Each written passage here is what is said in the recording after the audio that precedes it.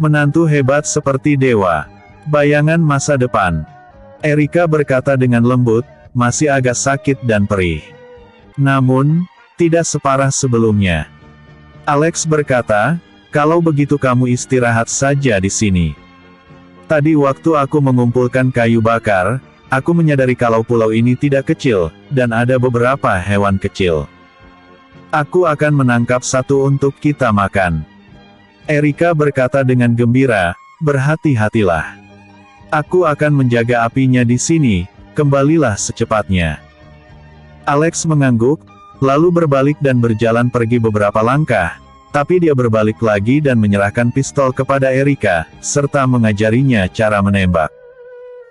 Erika, pegang pistolnya, kamu bisa melindungi diri jika ada binatang buas. Aku akan kembali sebentar lagi. Setelahnya, Alex keluar dari gua dan berkeliaran di hutan. Matahari bersinar terik dan udara yang segar berbaur dengan aroma air laut yang asin. Setelah berkeliling sejenak, Alex merasa haus. Entahlah apakah ada air tawar di gunung ini. Akan merepotkan jika tidak ada. Panjang pulau ini sekitar 6 km dengan banyak pepohonan di mana-mana. Kebanyakan di antaranya adalah tumbuhan hutan hujan tropis, dan ada juga hewan kecil seperti kelinci dan burung pegar, tetapi setelah mencari sekian lama, dia juga belum menemukan sumber air tawar. Namun, Alex memiliki kemampuan yang kuat untuk bertahan hidup di alam liar. Dia tahu bahwa selama masih ada hewan yang bertahan hidup, maka pasti ada air. Jika tidak, hewan-hewan tersebut tidak akan dapat bertahan hidup. Dia tidak terburu-buru menangkap hewan-hewan kecil itu, melainkan diam-diam mengikuti dari kejauhan. Seekor kelinci melompat-lompat, membimbing Alex ke sebuah sungai. Rupanya kelinci itu tahu bahwa ada air di sini. Mata airnya berasal dari celah batu. Alex tidak menangkap kelinci yang memimpin jalan itu. Seperti kata pepatah, jangan menggigit tangan yang memberimu makan. Bagaimanapun kelinci ini bisa dikatakan sebagai penuntunnya. Alex mencium aroma air itu dan tidak menemukan bau aneh. Setelah mencicipinya juga tidak menemukan adanya racun, jadi dia minum dengan senang hati. Karena tidak ada alat untuk menampung air, Alex memetik beberapa daun pisang besar dan melipatnya menjadi bentuk mangkuk untuk menampung air. Dalam perjalanan pulang, Alex menangkap seekor kelinci dan burung pegar liar. Menangkap hewan sekecil itu adalah hal yang mudah bagi Alex. Setelah kembali ke gua, Alex menyapa, "Erika, aku kembali." Wajah Erika tersenyum bahagia melihat hasil tangkapannya, dan keduanya mulai membersihkan burung pegar dan kelinci, kemudian memanggangnya di atas api. Tidak lama kemudian, gua itu dipenuhi dengan aroma daging dan membuat Erika ngiler. "Alex, dari mana kamu mendapatkan air tawar? Aku masih khawatir tidak ada air untuk diminum." Erika bertanya. Alex berkata, "Jika ada hewan di pulau, maka pasti ada sumber air. Aku mengikuti seekor kelinci sepanjang jalan dan menemukan sumber air." Erika mengerutkan bibirnya dan berkata, "Penjahat. Ada pepatah lama mengatakan, habis manis sepah dibuang. Kelinci ini sungguh menyedihkan. Sudah membantumu mencari sumber air, tetapi kamu malah menangkap dan memakannya." Alex berkata, "Erika, aku tidak menangkap kelinci yang memimpin jalan. Ini adalah kelinci lain. Meskipun kelinci liar menyedihkan, tapi apa boleh buat. Di dunia ini yang sadis ini, yang terkuatlah yang bertahan. Jika kita tidak memakannya, kita yang akan mati kelaparan." Erika tersenyum, "Oke, aku tidak akan mengejekmu lagi. Alex, sudah matang belum? Aku lapar."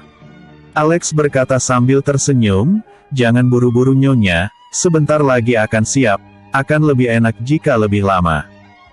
Alex membalikkan daging kelinci. Setelah beberapa saat, kelinci panggang akhirnya matang, dan Alex mengambil satu paha kelinci dan memberikannya kepada Erika. Erika segera memakannya. Wah, ini sangat wangi, benar-benar enak. Mulutnya penuh dengan minyak. Alex tersenyum bahagia saat melihat Erika makan dengan lahap. Erika tiba-tiba mengangkat kepalanya dan berkata, Alex, kamu harus makan juga. Jangan hanya melihatku makan saja. Mana mungkin aku bisa makan begitu banyak daging sendirian. Kamu juga kelaparan setelah mengeluarkan begitu banyak tenaga kemarin. Alex tersenyum, Erika, hanya melihatmu makan saja sudah membuatku kenyang. Aku sampai lupa lapar. Alex tersenyum sambil mengambil setengah bagian daging kelinci dan memakannya. Dia benar-benar lapar. Dari siang kemarin sampai sekarang belum makan apa-apa. Segera, keduanya kenyang. Alex mengambil mangkuk yang terbuat dari daun pisang itu dan menyuapi Erika minum. Erika menyandarkan tubuhnya di pelukan Alex. Hampir semua rasa sakit dan kelelahan kemarin dilupakan begitu merasakan kasih sayang yang mendalam dari tubuh Alex. Alex, minumlah juga, kata Erika. Alex tersenyum santai, Erika. Aku sudah menyuapimu begitu lama, kamu juga harus menyuapiku. Erika mengangguk, baiklah. Saat dia hendak mengambil daun pisang, Alex malah berkata, aku tidak mau begitu. Erika bertanya, lalu gimana? Alex menunjuk mulut Erika, lalu menunjuk ke mulutnya sendiri, dan kemudian tersenyum jahat. Erika segera mengerti, dia tersipu, dan memukul Alex dengan keras, dasar. Aku tidak mau. Meskipun mengatakan tidak, tapi dia tetap menyesap seteguk air yang segar dan mencondongkan tubuh ke arah Alex. Alex berbaring di tanah, dan Erika mendekatkan bibirnya, segera kedua bibir itu saling bertemu. Kedua orang itu mulai berciuman dengan mesra. Ciuman ini mendekatkan hati kedua orang itu tanpa batas, dan mereka telah melupakan banyak hal menjengkelkan di dunia ini. Sudah tidak penting bagi mereka bisa pergi dari sini atau tidak. Begitu pintu hati dibuka, rasa cinta akan lepas kendali. Alex memeluk Erika dan membalikkan badan. Karena cedera di pantatnya, Erika tiba-tiba menjerit, "Ah!" Alex segera menghentikan gerakannya, dia bertanya begitu melihat Erika mengerutkan alisnya, "Apa lukanya sakit?" Kaki Erika yang tertembak agak mati rasa sekarang, dan lukanya juga sedikit sakit. Dia mengangguk dan berkata, "Alex, kakiku mati rasa, bisa tolong pijit?" Alex menundukkan kepalanya dan memeriksa kaki Erika dengan hati-hati. Kaki putihnya yang ramping itu sedikit bengkak. Alex memikirkan penyebabnya dan berkata, "Pasti karena perbannya diikat terlalu lama, dan aliran darahnya tidak lancar. Erika, aku akan memijatnya." Alex kemudian mengangkat kaki Erika, dan memijatnya dengan lembut. Kekuatan tangan Alex sangat pas, Erika merasa sangat nyaman. "Alex, nyaman sekali pijatannya. Aku merasa lebih baik sekarang. Bantu aku pijat lebih lama lagi." Alex berkata, "Tidak masalah. Asal kamu suka, aku bisa memijatnya berapa lama pun." Erika berkata, "Alex, aku sangat menyukai kehidupan di sini. Bisa berburu kelinci dan menangkap burung pegar. Atau menangkap ikan di laut. Jika haus, akan ada mata air pegunungan. Kehidupan seperti ini sangat indah. Jika tidak ada yang datang untuk menyelamatkan kita, apa kita akan tinggal di sini selamanya?" Mata Erika penuh bayangan masa depan, perasaan yang sebenarnya bahkan lebih banyak. Alex tersenyum, "Erika, jika tidak ada yang menyelamatkan kita, kita akan menetap di sini untuk waktu yang lama. Kamu akan melahirkan sekumpulan putra untukku, dan kita akan mengajari mereka belajar bersama dan juga berlatih ilmu bela diri." Erika tertawa, "Dasar, mimpi saja sana, sekumpulan putra lagi katamu, kamu mau aku?" Malam yang tak terlupakan. Alex tak bisa menahan perasaannya ketika memandang Erika yang secantik ini. Alex berkata, "Erika, Aku sangat berharap tinggal di pulau ini seumur hidup bersamamu. Sama seperti dulu, ketika aku melepaskan segalanya dan kembali ke kampung halaman untuk menjadi menantu keluarga Buana kalian. Erika bertanya dengan tenang, Alex, kamu tidak pernah memberitahuku kenapa kamu mengesampingkan begitu banyak barang yang awalnya milikmu, dan bersedia menjadi pria rumah tangga yang tak dikenal. Alex dengan tegas menjawab, Erika. Apakah kamu masih ingat pengemis kecil yang hampir mati kedinginan di depan pintu rumahmu? Erika terkejut, pengemis kecil. Alex berkata lagi, dia hampir mati kelaparan di depan pintu rumahmu. Kamu tidak hanya memberinya susu, tapi juga memberinya jaket putih. Seketika muncul gambaran tahun itu dalam ingatan Erika, tetapi saat itu dia masih sangat kecil dan jeda waktunya terlalu lama, jadi gambarannya tidak begitu jelas. Akibatnya, dia sama sekali tidak bisa. Namun, Erika sangat pintar, dia langsung menebak bahwa pengemis kecil itu adalah Alex. Alex, apa itu benar-benar kamu? Alex mengangguk kuat, aku tidak pernah berani melupakan kebaikanmu waktu itu. Erika akhirnya mengerti, dia memeluk Alex dengan erat. Apakah ini takdir? Bodoh, mengapa kamu tidak memberitahuku lebih awal? Alex berkata, aku sudah lama mengumumkan kemunduranku dari dunia luar. Aku hanya ingin tetap bersamamu seperti ini. Semua hal duniawi akan berlalu begitu saja. Aku tidak ingin hal-hal seperti itu mencemarimu.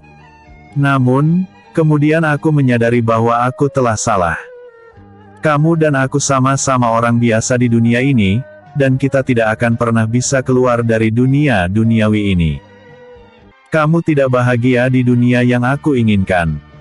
Kamu diejek oleh orang-orang dan berlinang air mata sepanjang hari. Kamu pernah bertanya apakah aku tidak menderita. Sebenarnya, penderitaanmu lebih dalam daripada aku. Aku bukan sampah, aku juga bukan tidak berguna. Aku hanya tidak ingin memperebutkan semua hal itu lagi. Tapi, untuk kebahagiaanmu, aku harus kembali, dan membuat mereka yang memandang rendah kita menyesalinya seumur hidup. Erika, bisa membuat orang yang dicintai bahagia barulah kebahagiaan yang sebenarnya. Demi kamu, aku bersedia menjadi orang jahat. Tidak apa meski reputasiku hancur. Itu lebih dari cukup asalkan kamu mengerti. Setelah mendengar kata-kata tulus Alex, Erika sangat tersentuh. Alex, aku mengerti. Aku mencintaimu. Alex, sekarang aku baru mengerti bahwa segala kehormatan yang tidak terlihat benar-benar tidak berharga di mata cinta sejati. Aku hanya ingin menjauh dari dunia luar bersamamu selamanya. Aku akan menghabiskan sisa hidupku bersamamu di pulau ini. Alex tercengang, dia memeluk Erika dengan lembut ke dalam pelukannya. Erika berkata, Alex, bisakah kau memberitahuku, apa kamu benar-benar bahagia terlepas dari semua kehormatan masa lalu, dan hanya hidup berdua di sebuah pulau terpencil? Alex berkata, tentu saja bahagia, selama kamu mau. Kita akan bergantung satu sama lain di sini entah itu hidup maupun mati, dan tidak akan pernah meninggalkan satu sama lain. Erika sepenuhnya tenggelam dalam kebahagiaan saat ini, saking senangnya, dia mengambil inisiatif untuk mencium Alex, dan keduanya kembali terhanyut dalam ciuman itu. Ciuman ini membuat keduanya waktu, melupakan segala sesuatu di sekitarnya, bunga, pohon, matahari, bulan dan bintang. Hanya kamu dan aku yang tersisa di dunia, dan masing-masing adalah segalanya bagi satu sama lain. Dalam ciuman panas Alex, tubuh Erika menjadi lemas. Setelah berciuman sejenak, Alex mengangkat kepalanya, menatap Erika dengan penuh kasih, dan tiba-tiba berkata, Erika, aku ingin menjalankan tugas suami istri denganmu. Wajah Erika merona, dia tetap diam tak bersuara, tidak setuju ataupun menolak.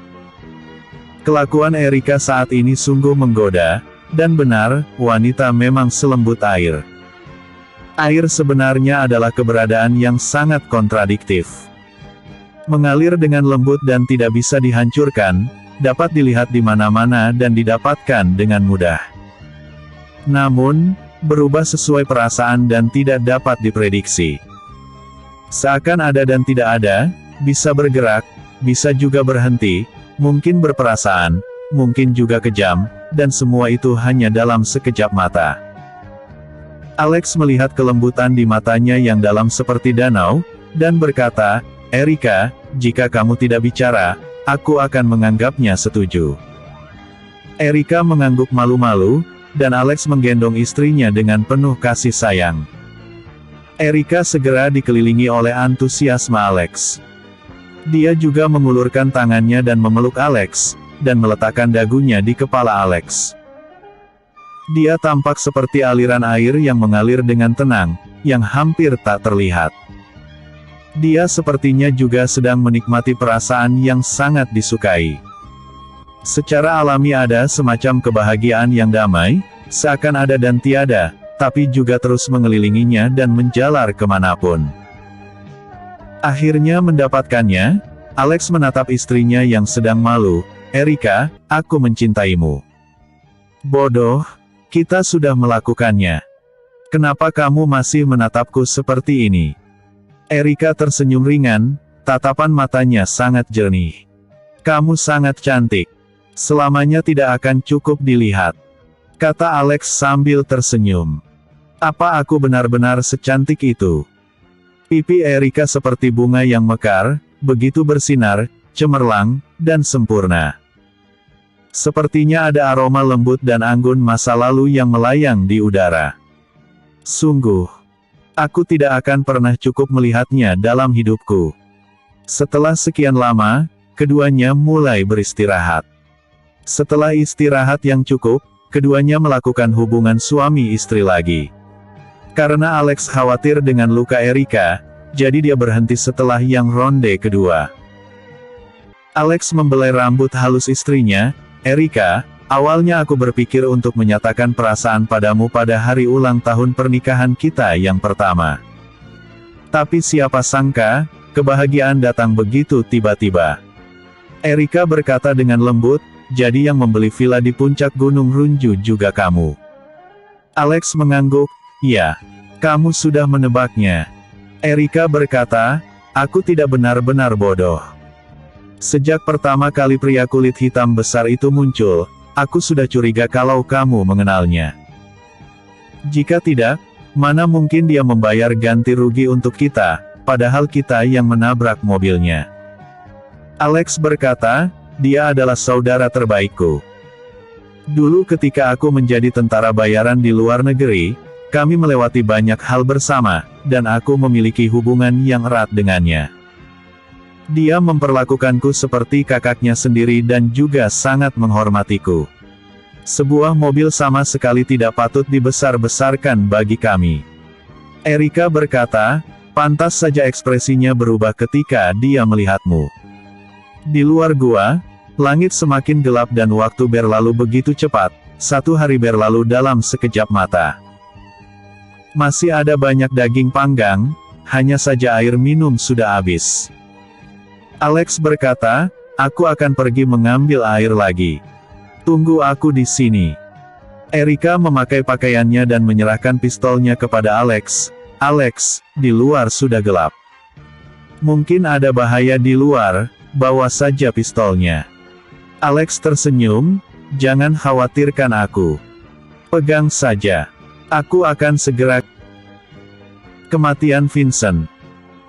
Adeline sangat marah begitu Alex dan Erika melompat dari perahu dan melarikan diri. Awalnya dia ingin membunuh Alex di atas kapal dan membalaskan dendam suaminya, tetapi dia tidak menyangka bahwa dia akan kabur. Dia menduga Alex mungkin tidak akan mati tenggelam. Setelah menghentikan kapal, dia segera mengerahkan helikopter tentara bayaran petir untuk melakukan yang terbaik untuk menemukan keberadaan Alex dan Erika. Dalam duel dengan Alex beberapa waktu lalu, Vincent yang terluka naik helikopter untuk membantu. Setelah mendengarkan penjelasan Adeline tentang pelarian Alex, Vincent berkata, "Kapten, Alex sangat hebat, dia tidak akan mungkin tenggelam. Ada banyak pulau di dekat sini, kurasa dia pasti pergi ke suatu pulau.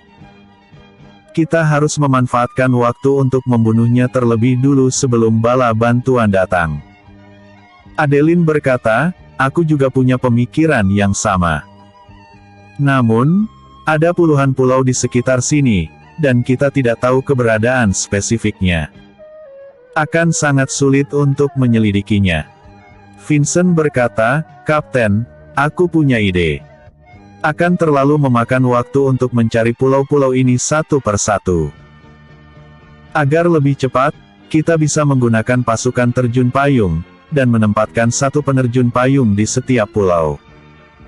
Lalu buat janji untuk menyalakan api unggun di pulau itu jam 10 malam ini. Jika tidak ada api unggun, berarti ada sesuatu di pulau itu. Kemudian kita akan segera mengepung pulau itu dan membunuh Alex." Adeline mengangguk, "Ini ide yang bagus. Tidak peduli seberapa hebat Alex, dia juga tidak mungkin bisa melawan begitu banyak orang dan begitu banyak senjata. Terlebih lagi, dia masih membawa seorang wanita." Adeline segera mengeluarkan perintah, dia memerintahkan helikopter bersenjata untuk lepas landas bersama pasukan terjun payung dan menurunkan pasukan terjun payung satu persatu di pulau-pulau terdekat. Demi balas dendam, Vincent secara aktif bergabung dengan pasukan terjun payung. Helikopter itu menjatuhkan lebih dari 20 tentara bayaran petir di semua pulau terdekat. Alex meninggalkan gua untuk mengambil air, dan pas sekali helikopter tentara bayaran petir baru saja tiba, meskipun Alex mendengar deru pesawat. Tapi dia tidak peduli. Dia mengira pesawat itu tidak akan mendarat, dan pihak lain hanya terbang untuk menyelidiki. Ada sekitar 30 pulau di sekitar sini, dan bahkan jika tentara bayaran petir mengirim helikopter, mereka tidak akan mungkin bisa menemukan dirinya. Menurut jalan yang dilaluinya hari ini, Alex berhasil menemukan sumber air dan mengisinya dengan mata air. Ketika kembali, dia sekalian memetik beberapa buah-buahan liar di sepanjang jalan, dan beberapa tanaman obat. Hal-hal ini sangat efektif pada luka Erika dan dapat mencegah peradangan. Ketika Alex berjalan kembali dan sudah dekat dari gua, tiba-tiba sekilas cahaya mengenai matanya, Alex jadi panik. Dia segera menyembunyikan dirinya di balik batu raksasa. Dengan pengalaman bertempur selama bertahun-tahun, dia menyimpulkan bahwa ini jelas merupakan cermin dari senapan sniper. Gawat, gua tempat Erika berada telah terekspos. Mengapa musuh datang begitu cepat? Dia sangat panik sekarang, Erika pasti dalam bahaya besar sekarang. Alex sangat menyesal, dia tidak menyangka musuh akan sampai di pulau dalam waktu sesingkat itu. Pengintai yang didaratkan tentara bayaran petir di pulau itu adalah Vincent. Dia membereskan parasut dan dengan cepat menemukan gua tempat persembunyian Erika. Meskipun Erika memiliki pistol untuk pertahanan diri, tapi Vincent adalah ahli yang sangat hebat. Erika sama sekali tidak memiliki kesempatan untuk melawan, dan akhirnya ditangkap olehnya. Vincent berkata, "Nona Buana, kita bertemu lagi." Erika berkata dengan marah, "Kamu lagi, lepaskan aku." Vincent tersenyum, lalu mengeluarkan tali dan mengikat tangan Erika. "Di mana Alex?" "Dia tidak bersamaku," kata Erika dengan marah. Vincent melirik situasi di dalam gua, lalu berkata, "Huff, jangan berbohong padaku, dia pasti keluar untuk mencari jalan. Aku akan menunggu dia kembali." Untuk mencegah Erika berteriak, Vincent menyumpal mulut Erika. Kemudian dia melepas kotak kayu panjang yang dia bawa di punggungnya yang berisi senapan sniper. Dia merakit senapan sniper dengan terampil dan menyesuaikan lingkup tembakan. "Alex, kamu memukulku sampai muntah darah dan hampir mati. Hari ini, aku akan menunggu di sini, dan membunuhmu apapun yang terjadi." Vincent menunggu kemunculan Alex dengan sabar. Akhirnya sosok Alex muncul di dalam kaca penembak jitu. Vincent tahu Alex sangat hebat, sehingga dia tidak berani lengah. Dia langsung mengunci posisi Alex. Saat hendak menembak, sosok Alex tiba-tiba menghilang dalam lingkup penembak jitu. Tidak mungkin. Bahkan jika dia ahli sehebat apapun, dia juga tidak mungkin memiliki tingkat kesadaran yang tinggi untuk menilai situasi musuh 300 meter jauhnya. Vincent menurunkan senjatanya dan melihat ke bawah. Sama sekali tidak ada jejak Alex di jalan depan. Tiba-tiba, sesosok bayangan bergegas ke sini dari jalan gunung di sebelahnya. Gawat. Vincent buru-buru memutar moncong senjatanya, lalu mengarahkan ke Alex dan melepaskan tembakan. Dor. Erika bergidik ngeri seiring terdengarnya suara tembakan yang menggelegar. Alex, kamu tidak boleh kenapa-napa. Vincent sendiri berpikir bahwa keahlian menembaknya cukup bagus, tetapi tembakannya malah meleset, dan ketika dia ingin membidik untuk kedua kalinya, itu sudah terlambat. Alex sudah dalam jarak 30 meter. Bagaimanapun juga, Vincent adalah orang hebat, dia tidak panik meski dalam bahaya, dia mengesampingkan senapan sniper, dan dengan cepat mengeluarkan pistol, kemudian melepaskan 2 tembakan berturut-turut ke arah Alex. Vincent terkejut, dia memasukkan pistol kembali ke pinggangnya, kemudian membuka tangan, dan 2 bilah pisau terbang tertangkap di sela-sela jarinya. Kedua pisau ini agak unik. Bilahnya panjang dan pendek. Ada sedikit bercak darah di bilahnya. Bercak darah yang tipis terlihat sangat aneh. Selama pisau itu menembus tubuh, pendarahan pasti tidak akan berhenti. Sungguh sangat berbahaya. Alex melihat ke dalam gua, meskipun Erika diikat, tapi dia tidak terluka. Setelah merasa agak tenang, dia melirik ke arah Vincent yang menutup pintu masuk gua. Vincent, kamu rupanya. Vincent menggertakkan gigi. Alex, kami pasti akan membalaskan dendam kami. Ayo, kita bertarung lagi. Alex mencibir, sudah kalah, tapi masih ingin balas dendam. Kalau begitu biar kulihat apa lagi yang bisa kamu lakukan. Vincent mengangkat alisnya dan mengangkat matanya, dengan 2 pisau di tangannya, semangat juangnya tiba-tiba menjadi lebih kuat. Dengan raungan yang keras, dia menerkam seperti harimau. Pisau panjang di tangan kanannya berkedip, bukan memotong, tapi menusuk. Meskipun itu hanya gerakan sederhana, tapi terdapat jurus hebat terselubung di dalamnya. Lagi pula, lawannya adalah ahli dalam pisau terbang. Meskipun dia kalah dari dirinya terakhir kali, tapi dia memiliki 2 bilah pisau di tangannya kali ini. Alex tidak berani ceroboh. Menghadapi pisau panjang ini, dia dengan cepat mundur untuk menghindari serangan aneh ini, dan mundur secepatnya. Saat ini, dia berkonsentrasi sejenak, matanya tertuju pada langkah kaki Vincent. Ketika dia sudah menghitung kecepatan kaki Vincent, dia berteriak, kemudian mundur tiba-tiba, kali ini lebih cepat dari sebelumnya. Ketika tersisa jarak 1 cm antara tubuhnya dan pisau panjang, dia dengan cepat berhenti, kemudian menyampingkan tubuhnya dan menghindari pisau yang sangat mengancam ini. Episode sebelumnya. Malam yang tak terlupakan. Episode berikutnya. Pasukan terjun payung.